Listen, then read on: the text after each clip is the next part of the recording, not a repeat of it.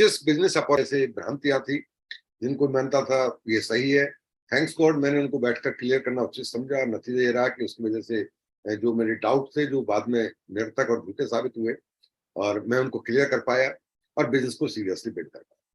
तो पहला काम यही कि आप उनके साथ जरूर बैठिएगा।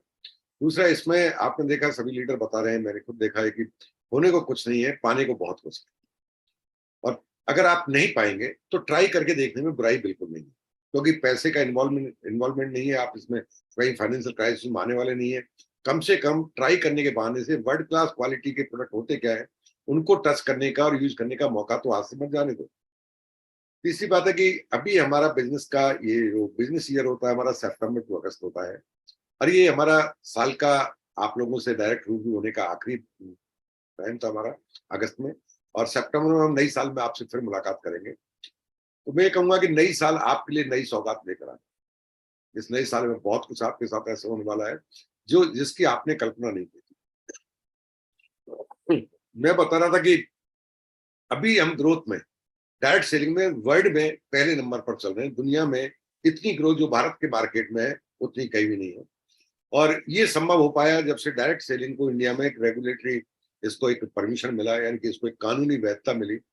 और कानूनी वैधता का मतलब है कि अब आप इसको और बिजनेस की तरह कानूनी रूप से इसके पूरे बेनिफिट, कानूनी रूप से पूरे सपोर्ट, कानूनी रूप से पूरे कॉपरेशन आपको गवर्नमेंट की तरफ से मिलने लगे हैं, जिसका भरपूर फायदा आप उठा सकते हैं। चौथी बात है कि करने को तो और कुछ भी कर सकते हैं, लेकिन पार्ट टाइम करने के लिए मौके मोस्टली होते नहीं। और यूं हम अपने अकड़ में, घमंड में कुछ ही बोलने की जी अपॉर्चुनिटी बिखरी हुई है। सच बात है कि बैठे हुए सभी इंसान को इस बिजनेस में इस अपॉर्चुनिटी की जरूरत है। शायद ही आज की तारीख में कोई ऐसा इंसान ढूंढ पाए जो बिना ईएमआई के सड़क पर चल रहा हो। किसी ना किसी तरह की है, चाहे वो बच्चों के एजुकेशन को लेकर एजुकेशन लोन के नाम पर है, चाहे वो हाउस लोन के नाम पर है, चाहे वो कार लोन के नाम पर है। बस नहीं है उसके पास तो ईएमआई, उसकी बेचारे की खुद की इंश्योरेंस कंपनी का ईएमआई नहीं है, क्योंकि इंश्योरेंस जहां आपको सबसे ज्यादा जरूरत है उसकी आपके पास ईएमआई नहीं। कहीं नहीं है तो आपके पास आपकी बीमार पड़ने पर किसी तरह का कोई ईएमआई का ऑप्शन नहीं है ना। लोग तो मेडिक्लेम पॉलिसी भी तक नहीं लेते है ना, उन्हें पता नहीं होता क्या है। बिजनेस के बारे में जिन्होंने आपको लिंक भेजा वो आपको बहुत सारी चीजें क्लियर करेंगे, उनके साथ बैठिएगा। चूंकि मैं मेडिकल बैकग्राउंड से हूँ इसलिए मैं कुछ मेडिकल के डाटा आपको दे देता हूँ, ताकि आपको कुछ चीज और क्लियर होंगी। मैं क्यों बात कर रहा हूँ किसी मेडिसिन के बारे में या मेडिकल के बारे में। जब मैं बिजनेस प्लान देखा था, बिजनेस में आया था, तो मुझे लगा था पैसे कमाने के लिए सिर्फ हमें कुछ लोग शामिल करने हैं जिनको पैसे कमाने की भूख है, वो हमारे साथ आएंगे, वो भी काम करेंगे, हम भी काम करेंगे, और पैसा हम दोनों मिलकर कमाएंगे। बट रियलिटी समझ में है कि पैसा ही सब कुछ नहीं है। अगर हेल्थ नहीं है तो कमाया हुआ पैसा, और कई बार आप कमाने की स्थिति में नहीं रह पाते अगर आपको कहीं ना कहीं हेल्थ चैलेंज है। अभी एक बहुत खतरनाक दौर से हम सब लोग गुजरे हैं, दैट वाज कोविड। और कोविड के कुछ डाटा निकल कर आ गए हैं। जो लोग 10 दिन तक अस्पताल में भर्ती रहे थे ड्यू टू कोविड, कोरोना के दौरान, वो इस स्थिति तक पहुंच गए तो उनको 10 डेज तक हॉस्पिटलाइज होना पड़ा था। उनके 17% लोग विद इन 1 ईयर दुनिया छोड़ चुके थे, एक साल के अंदर 17%। अभी जिनको कोविड हुआ था और वैक्सीनेटेड हुए थे, मैं ये नहीं कह रहा हूं, आप इसको गलत मत दीजिए वैक्सीनेशन इसका कारण है, नहीं। वैक्सीनेशन ने तो आपको बीमारी से बचाने में और आपको सर्वाइव कराने में काफी सपोर्ट किया। But due to COVID heart patient का नंबर तेजी से इंक्रीज हुआ है। हाइपरटेंशन का नंबर एग्जैक्ट डाटा मेरे पास नहीं, पर वो डाटा आ चुका है कि कितने लोग हैं जो पहले हाइपरटेंसिव नहीं थे, हाइपरटेंसिव हो चुके हैं। डायबिटिक कितने लोग थे वो डायबिटीज नहीं थे पहले, डायबिटिक हो चुके हैं। उसका कहीं ना कहीं कारण कोविड से लिंक किया जा रहा है। ऐसे काफी लोग थे जो जिनके अंदर कोई भी हार्ट डिजीज का सिम्टम न होने के बावजूद अभी अचानक हार्ट अटैक के केसेस बढ़ गए हैं। सवाल उठता है, हम में से बहुत सारे लोग मिसकंसेप्शन शिकार होते हैं। हर इंसान जो अचानक से दुनिया छोड़ता है हम कहते हैं वो हार्ट अटैक हो गया है। ऐसा नहीं है। हार्ट की मोस्टली 3 डिजीज होती हैं। एक होता है हार्ट अटैक, एक होता है हार्ट फेलियर, एक होता है कार्डियक अरेस्ट। हार्ट अटैक उसे कहते हैं जिसमें हमारा हार्ट बॉडी को सप्लाई नहीं कर पाता, यानी कि ब्लॉकेज आ जाते हैं और बॉडी को न्यूट्रिएंट्स एंड ऑक्सीजन सप्लाई नहीं कर पाता। इतना ब्लड हमारी बॉडी के हर ऑर्गन पर नहीं पहुंच पाता, जिसकी वजह से इंसान को हार्ट अटैक का शिकार हो जाता है। दूसरा होता है जिसमें हार्ट उसका प्रॉपर फंक्शन में नहीं होता, कहीं बाल लीक कर रहा होता है, कहीं कुछ और होता है, उसका धीरे धीरे हार्ट लार्ज होने लगता है और कहते हैं हार्ट उसका इनसफिशियंट वर्किंग उसमें है, उसको कहते हैं हार्ट फेलियर। हार्ट फेलियर एक लॉन्ग प्रोसेस है जिसमें काफी लंबा टाइम मिल जाता है। तीसरा होता है जो केसेस आप आज सुन रहे हैं, जिनको कहीं भी कोई ऐसी हिस्ट्री नहीं है, ना तो उनका कोई कोलेस्ट्रॉल बढ़ा हुआ था, वो फिजिकल फिट थे, वो घूमने जाते थे, जॉगिंग करते थे, वॉकिंग करते थे, सब कुछ करते थे, न्यूट्रिशन पे ध्यान रखते थे अपना, लेकिन वो अचानक से 1 सेकंड में और किसी मौका ही नहीं मिला। That is cardiac arrest. Cardiac arrest का मेन कॉज देखा जा रहा है, दैट इज आपके हार्ट की जो मसल्स है हमारी, वो अचानक से काम करना बंद कर देती है। अब ये कितने परसेंट में क्या हो रहा है, क्यों बात कर रहा हूं आपसे, ताकि आप जिसने लिंक भेजा उसके साथ बैठकर इस बात पर गंभीरता से विचार कर सकें कि पैसा भी चाहिए, पैसे के साथ साथ आपको सर्वाइव करने के लिए सफिशिएंट आपके पास टाइम भी होना चाहिए। क्योंकि मैं नहीं कर रहा इनमें से हम में से कोई आएगा, नहीं, वो अलग लोग हैं जो इनमें से किसी का हिस्सा बन सकते हैं, लेकिन डाटा सभी के लिए समान रूप से काम करता है। डाटा जाति, एज, आपका कुछ भी नहीं देखता, डाटा डाटा होता है जो लॉ ऑफ एवरेज पर काम करता है। अभी दुनिया के 40% हार्ट पेशेंट भारत के अंदर रहते हैं आज की तारीख में। अगर इसको हम डेवलप कंट्री के हिसाब से देखें तो अमेरिका से डबल है, जापान से हम लोग 6 गुना है, और चाइना से हम लोग 20 गुना है। बहुत डराने वाली चीज है, चाइना जैसे कंट्री से 20 गुना ज्यादा हार्ट पेशेंट इस टाइम भारत में निवास करते हैं। इंडिया के व्यक्ति दुनिया के एवरेज देखा जाए डेवलप कंट्रीज में, खासतौर से यूएस वगैरह यूरोप कंट्रीज में, तो हमारी उम्र 10 से 12 साल कम होती है। यानी कि उसका मेन कारण हार्ट ट्रबल होता है, 10 से 12 साल कम जीता है। हर मिनट 4 मौत हार्ट ट्रबल से हो रही है। हार्ट ट्रबल में सारी चीजें आ जाती है, हार्ट अटैक और आपका हार्ट फेलियर और कार्डियक अरेस्ट सभी आ जाते हैं। 4 मौतें हर मिनट। इंडिया में कुल मौत का 24% हार्ट ट्रबल है। जो टोटल डेथ आ रही है अभी निकलकर, टोटल मरने वालों की संख्या है, उनमें का 24% कारण कहीं ना कहीं हार्ट प्रॉब्लम।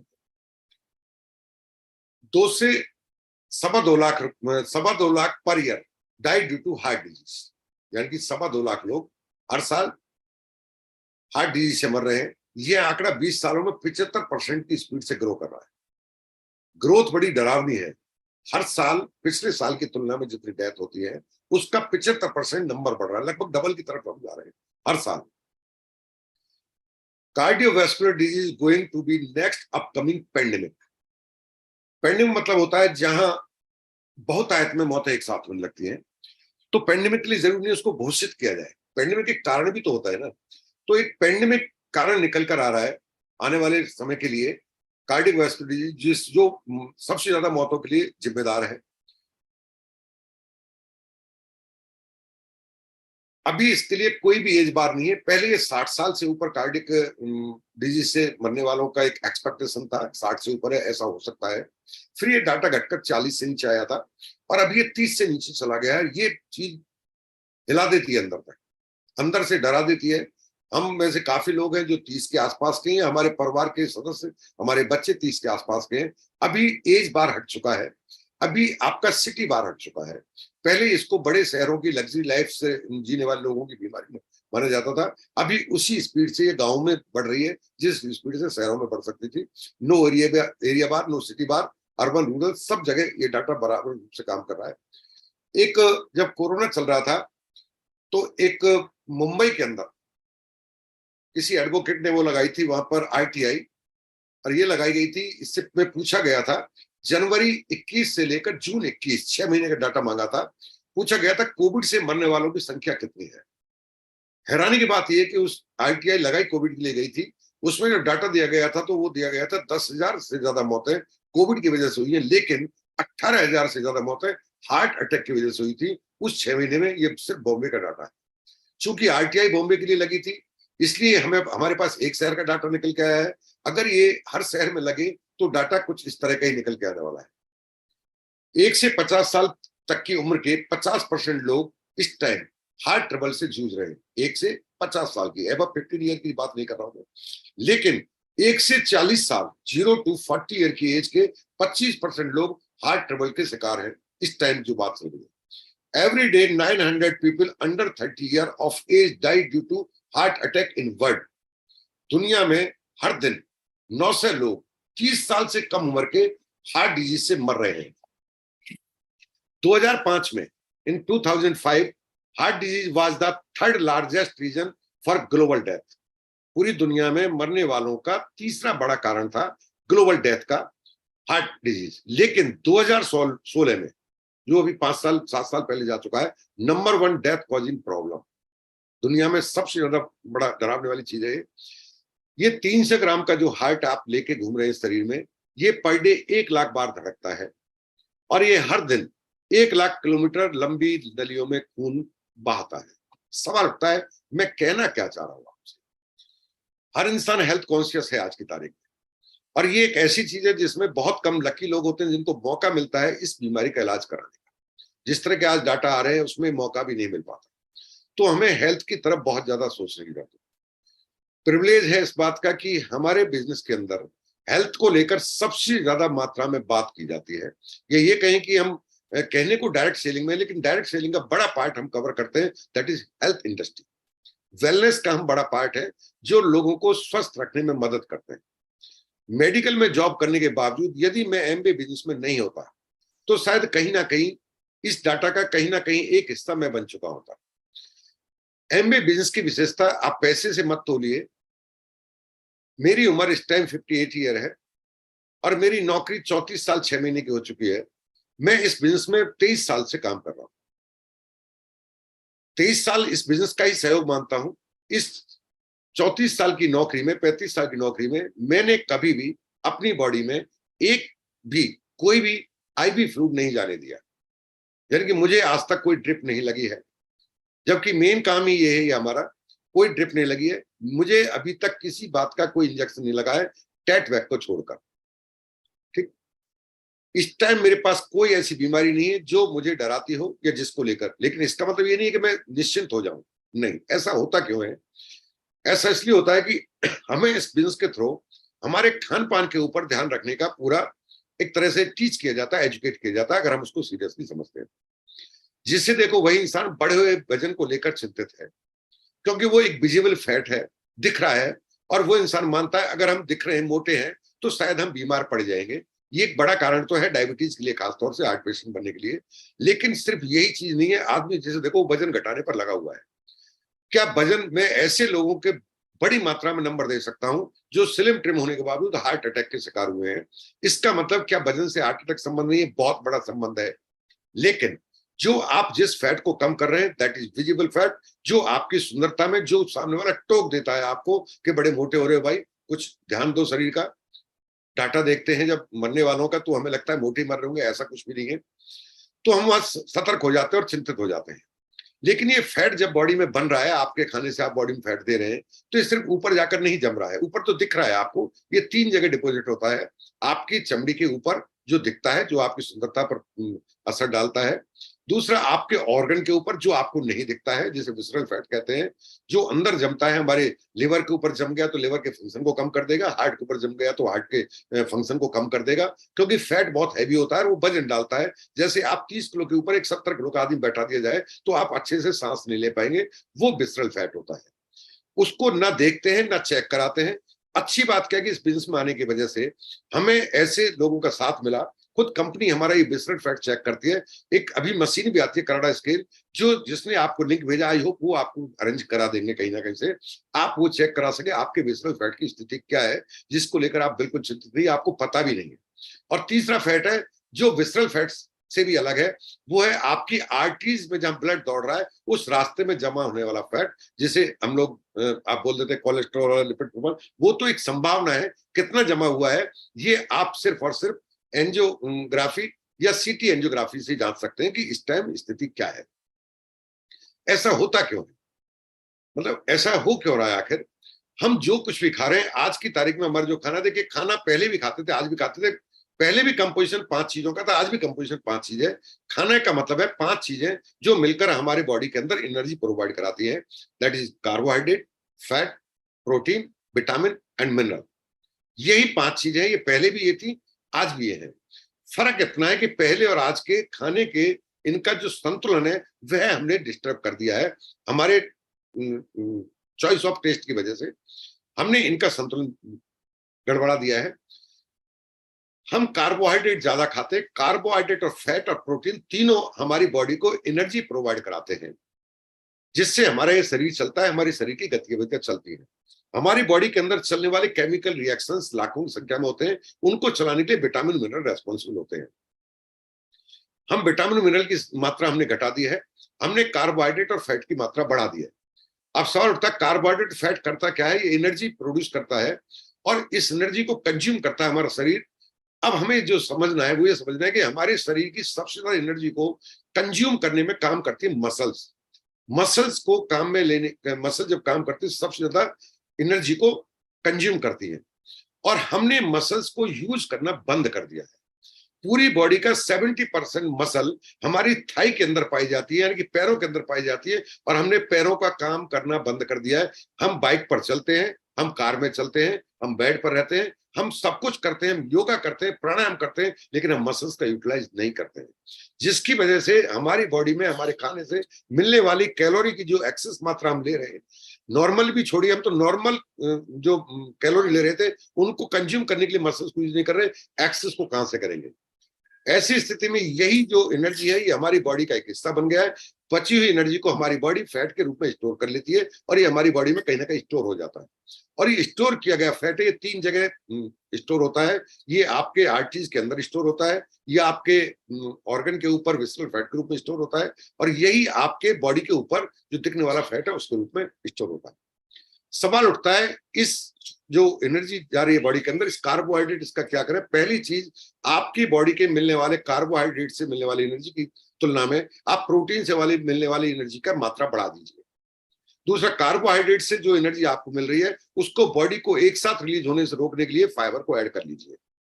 मोटी मोटी बातें बता रहा हूं मैं, हेल्थ सेशन आपको नहीं कर रहा हूं। हेल्थ सेशन ये मेरा 1.5 घंटे का होता है। मैं किस दिन इसी बात पर आपसे पूरे हेल्थ पर बात करने वाला हूं, ताकि आप लोग ये समझ सके पैसा ही सब कुछ नहीं है, लेकिन पैसा भी जरूरी है। इन सब चीजों को लेने के लिए भी हमें पैसा चाहिए।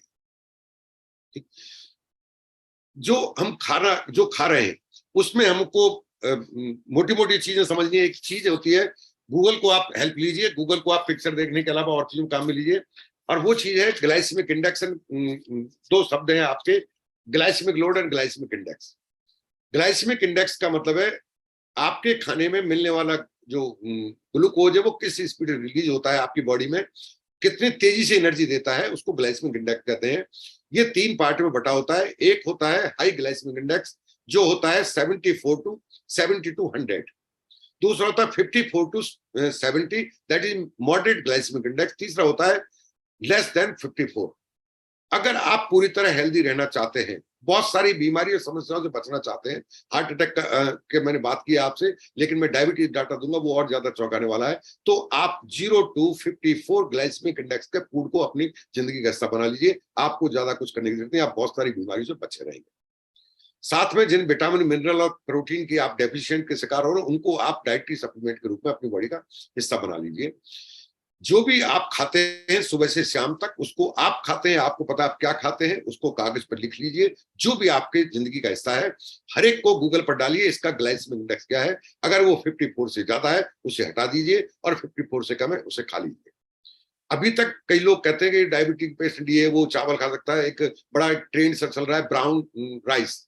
आपको बता दूं, ब्राउन राइस आपका ग्लाइसेमिक इंडेक्स के, लो ग्लाइसेमिक इंडेक्स के कैटेगरी में नहीं आता है। उसका ग्लाइसेमिक इंडेक्स 56 है, लेकिन नॉर्मल चावल का 60 टू 62 है, इसलिए आप उससे बेटर मानते हैं। अगर आपको चावल ही खाना है तो लो ग्लाइसेमिक इंडेक्स का चावल अभी तक आपको सिर्फ और सिर्फ, मैंने जो देखा है अपनी लाइफ में, वो हमारा एमबे का ही देखा जिसका 52 है, बिलो 54, इसलिए हम इसे लो जीआई लिखते हैं। कुछ भ्रांतियां हैं जो गलतफहमी के शिकार हैं, उससे मैं विरोध नहीं कर रहा हूं किसी का, बट मैं फैक्ट दे रहा हूं, और आप उसको गूगल पर सर्च कर लेना। जिसे आप अमृत मानते हैं वह आपके लिए कहीं जहर साबित ना हो रहा हो, क्योंकि आज की तारीख मानते हैं कद्दू और कद्दू का जूस पीजिए, आपको फायदा करेगा। इसका ग्लाइसेमिक इंडेक्स 64 है। कद्दू की सब्जी का ग्लाइसेमिक इंडेक्स 64 है। आलू का 74 है, जबकि शकरकंदी का 63 है। आपके गाजर का 47, और ओनली एक आपकी वेजिटेबल है जिसका बॉयल होने के बाद ग्लाइसेमिक इंडेक्स घटता है। गाजर का 47 से घटकर 39 पर आ जाता है। तो आप उस इंडेक्स का फायदा उठाइए। दूसरा सब था ग्लाइसेमिक लोड। 1 ग्राम, किसी का ग्लाइसेमिक लोड अगर 1 है, इसका मतलब है वो 1 ग्राम बॉडी के अंदर ग्लूकोज रिलीज कर रहा है। अगर 2 है तो वो 2 ग्राम कर रहा है, 3 है तो 3 ग्राम कर रहा है। 1 ग्राम बराबर यूनिट 20 आता है। हम कहते हैं ना 100 के लगभग हमारा ब्लड शुगर होना चाहिए। इसका मतलब है 5 लीटर ब्लड है हमारे में, और 5 ग्राम शुगर है पूरी शरीर में मात्र। सिर्फ 5 ग्राम है, सारा खेल इसी का है। जब ये 6 ग्राम हो जाता है तो रीडिंग 120 होती है, और यही 10 ग्राम हो जाता है, रीडिंग आपकी बढ़कर 200 ग्राम हो जाती है। तो जिसका एक ग्लाइसेमिक इंडेक्स है, वह आपको डायरेक्टली आपके ब्लड शुगर के लेवल को 20 यूनिट तक बढ़ा देगी। तो वो जब देख रहे हैं तो आप उसका ग्लाइसेमिक लोड और ग्लाइसेमिक इंडेक्स दोनों लिख लीजिए। लोड अगर 1 से उसका है तो आपको पता होगा कितना आप खा सकते हैं। टेस्ट के चक्कर में ज्यादा ना खाएं, क्योंकि ऐसी बहुत सारी बीमारियां हैं जिनकी वजह से अस्पताल भरे पड़े हैं। गवर्नमेंट भी चिंतित है, सब कुछ चिंतित है, कोई कुछ नहीं कर पा रहा है, कोई कुछ कर नहीं पाएगा। करना हमको ही है। पहले बात चल रही थी आपसे पहले, मीटिंग पहले सर कह रहे थे खाना किचन में हमें ही बनाना पड़ेगा, कंपनी कितनी भी सुविधाएं प्रोवाइड करा दे। मैं वही कह रहा हूं, अपनी सेहत का ख्याल हमें ही रखना पड़ेगा। और इस बात के लिए शुक्रगुजार हुई एमबे कॉर्पोरेशन आपसे कहीं ज्यादा आपकी सेहत को लेकर चिंतित है। आपके आर्थिक स्तर को लेकर जितनी चिंता एमबे करता है, जितना पैसा आपको देना चाहता है, उससे कहीं ज्यादा इस बात की फिक्र करता है कि हर इंसान जो एमबे बिजनेस के बारे में जानता है, एमबे कंपनी के बारे में जानता है, एमबे का नाम सुना है, उसको पूरा हक है हेल्दी रहने का। लेकिन आप हेल्दी कैसे रहें, इसको बताने के लिए जिसने लिंक भेजा वही लोग जानते हैं कि एमबे के किस प्रोडक्ट से आप किस बीमारी से अपने आप को लंबे समय तक बचाए रख सकते हैं। तो आपसे बात